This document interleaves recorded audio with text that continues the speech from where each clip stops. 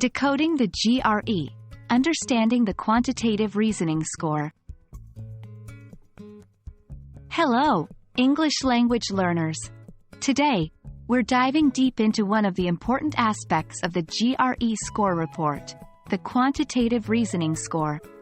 By the end of this video, you'll have a clear understanding of what this score means and how to interpret it.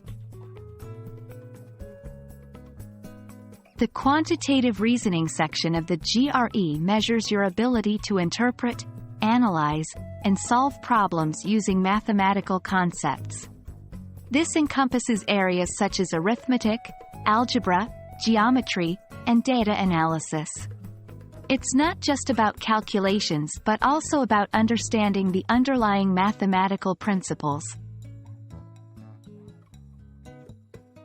For the quantitative reasoning section, you can score anywhere between 130 to 170. This score is then combined with your verbal reasoning score to provide a combined score out of 340.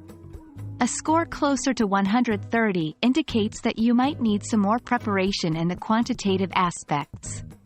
On the other hand, a score closer to 170 signifies a strong grasp of quantitative concepts and problem-solving skills. In your score report, apart from the raw score, you'll also see a percentile rank. This represents the percentage of test takers you performed better than. For instance, if your quantitative reasoning percentile rank is 90%, it means you performed better than 90% of the test takers. This gives you a relative understanding of your performance compared to others. While all sections of the GRE are important, the significance of your quantitative reasoning score can vary based on the program you are applying for. For example, engineering or data science programs might weigh your quantitative score more heavily. Humanities or arts programs might emphasize more on the verbal reasoning score. It's essential to know the requirements of your desired program and aim to score accordingly.